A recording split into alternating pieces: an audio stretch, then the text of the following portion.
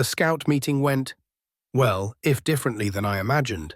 As the first meeting back, a bunch of us were catching up with each other before the meeting, talking about what happened over summer. This part was rather shorter for me for the most part, since, well, I did sort of put up Mr. Beast numbers on my superhero reveal. We were finally called to order by Mr. Bethel, our scoutmaster, and I'll confess, I was kind of on autopilot for a while, until my name got called. Somewhere in the course of the summer, I had been named to be senior patrol leader. Most of our older scouts had either gotten their eagle and moved on, or gone off to college and whatnot. Shit. I mean, it's a huge honor to be chosen, but it's a lot of work, and the first thing I had to do was basically restructure the entire troop. I called over Russ, who was currently star and working on his life scout. Congrats, Russ. You're now Assistant Senior Patrol Leader. Russ nodded, but he wasn't fully comfortable with me. I got it. I'd gotten notably taller, now one of the tallest kids in the troop, and I was jacked. He'd seen me at summer camp and we'd been tapped for OA together, so it was a bit disconcerting, I imagine. Okay, first up, we've got a lot of positions to fill. You okay with Daryl as webmaster? Pretty sure he's the only one here who can do it. He just nodded again. This wouldn't work. I needed actual responses. Russ, it's still me. Yeah, I got superpowers. I still watch an inordinate amount of anime, all right? I need input. Yeah. Okay, Daryl's good, but why not him as assistant? I shrugged. He's not really into the leadership stuff. I mean, he's got this and Den Chief, so he'll be watching over the ankle biters. From there, I looked over the roster. We'd lost a lot of boys, ones who had been around for years, including most of our patrol leaders. We also had a swath of new kids, tenderfoots. I scanned over the roster. Okay, let's call up the patrol leaders. If I'm seeing this right, we're hyper-loaded on one patrol with our now senior scouts. We need to spread that out and mix in the new kids. Pretty sure I remember Kenny playing the trumpet. Offer him, Bugler? As we got into the minutiae of it, Russ settled in more, and we started filling out the leadership roles for the troop. Since I was sort of running the show for the boys, I wanted to do a couple of new things, namely set up a proper road to first class for the new guys, and a high adventure group. The road helped the new kids get their start and knock out some of their required badges for Eagle, while high adventure gave the guys who were further along stuff to do. Daryl was unbelievably happy with Troop Webmaster, and God knows I'd had to heard him complain about our lack of web presence enough. The organizational stuff took up most of the meeting, really, because trying to get everyone to follow along was like herding cats. Once we had patrols and basic leadership stuff sorted, I stepped up to the podium. All right, Troop, first I want to thank you all for the nomination to SPL.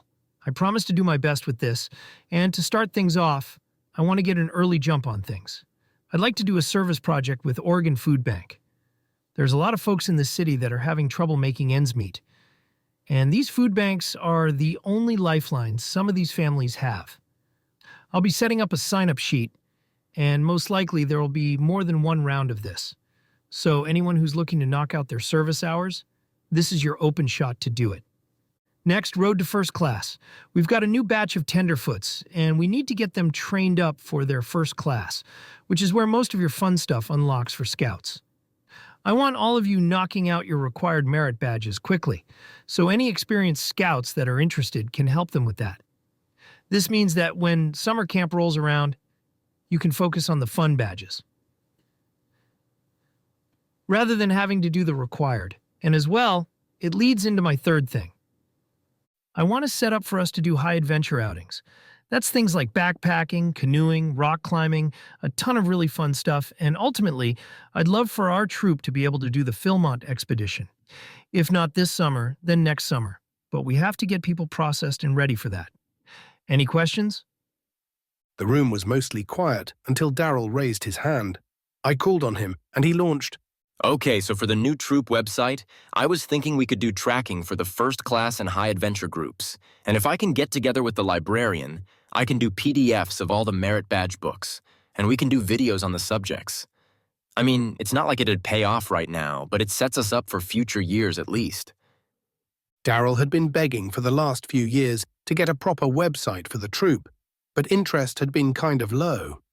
Now, though, he was in charge of it, and I could see he really wanted to do this. I don't see any direct reason we can't do that. So unless there are objections to Daryl making a bunch of extra work for himself, pretty sure we can say that one's unanimous. We had our first Campori coming up in October, so we got started on that, and oh God, our supplies were more than a little screwed. I mean, our troop wasn't ever precisely well provisioned, but the state of things when you're looking at it as the new leader is daunting. Our quartermaster, Denny, shared a long, slow sigh with me. We had about a month to get the inventory in order for Campori, and it wasn't pretty. Could just make new chuck boxes and have the guys knock out their cooking and woodworking badges in the process of that.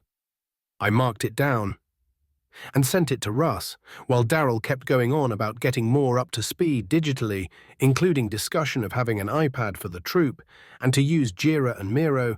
Daryl was pretty much all energy once you had him engaged. He was always either nearly dead to the world or husky with the zoomies, no middle ground. By the time I got home, I'd completely forgotten that I'd asked to talk with my dad about stuff, so I was a little shocked when he greeted me. Ah, the prodigal son returns. What did you want to talk about? It took me a moment. It had been a day. Once I remembered, we grabbed a seat in the living room, while Dad cracked a beer and passed me a root beer. I went over my day, carefully editing around the section labeled After school but before scouts. So I was looking at it, and I only see one real way forward. I need to incorporate. I was looking at it online, and it's entirely doable. A bunch of streamers and YouTubers do it, actually. But I need help with that, and, well, I'd like you to be my manager, at least until I'm 18. Dad sucked in a breath and took a sip of his beer before answering. Why the sudden rush on this? I've got a lot of things I want to do, and pretty much all of them require me to have money and resources. I've got money, technically, but I can't depend on the internet forever. I need to develop passive income, and I need people to help with the work I want to do. That means some sort of office, employees, and income enough to keep them paid. It's all too much otherwise, at least if I want to have any sort of life, it is. He nodded, considering a moment. Look, you've got a ton of things on your plate right now, just with school and powers. Are you sure you need to be adding more? It won't get easier from here. I sighed. I know, but I'm on this track now, and I have to keep trying to move forward. There's so many people out there that need help, and I have the chance to make a real difference, and it sort of loops into the powers. I can't unsee the stuff around town, and I can't just do nothing about it. I mean, I'd pay you for your time, say 10%? Dad quirked an eyebrow. 10% of what? This I had a direct answer for. I'd gone over the numbers for all the videos and noted down not only the individual amounts, but the total up as well, and pulled it up on my phone, showing it to him. This is what I make a month. Beer came out of his nose, which was more of an indication of just how much I was talking about than all of my number crunching was. Jesus Christ. 10% of that is more than I make in a year. I hadn't really mentioned how much money I was actually making because it was kind of a lot, and I didn't want to ding Dad's pride. He'd worked really hard to get where he was at. He took pride in that work, and I'd basically memed my way into a fortune before I'd even properly started high school. Yeah, that's sort of part of what I wanted to ask, is for you to maybe just work with me. He was still just staring at my phone as he composed himself. I mean, Jesus. Okay, what sort of company are you talking about here? I don't actually know enough to know what kind of company I should form, but I do know one thing. I want it to be employee-owned. I figure it's better than a union, and it's better for our employees. I want to work on homelessness and helping Portland, but in order to do that, I have to get more capital and more regular income. I sort of shrugged a bit. Christ, this was awkward. And there isn't another way to do that? He was calming as he said it. I shook my head. Not a better one. Without my own money, I'd be at the whim of donations, the internet, and investors. This is the only way I can think of to avoid those areas because, donations are too wobbly. Same with the internet and investors. Pretty sure I'd actually be putting in more time just trying to make sure they're not getting one over on me. He nodded and set his beer down and just sat there for a bit before picking up the conversation. I know it's going to sound odd, but I think for you, for what you're doing, you would actually need multiple companies that work together. One for your homeless relief, a non-profit, and if you're really serious, you have to get into real estate. Aside from that, video games. I'm sorry, what? He put his hands and nodded. I know, sounds slightly weird, but hear me out on this. Video games standardly take a year or more to make, and that holds true because of how long it takes to code, make everything work, and launch the product. You don't have that constraint.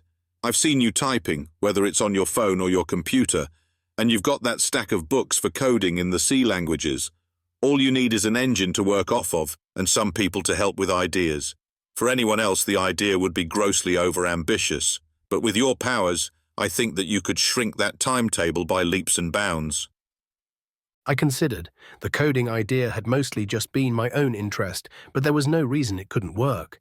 I mean, I've been gaming pretty much my whole life. I knew what worked and didn't work from the gamer side of things, and my name would carry over at least some recognition amongst gamers. Okay, that sounds good. Any other ideas? I know it doesn't come naturally to you, but there are plenty of shows out there that would love to interview you and compensate you for your time.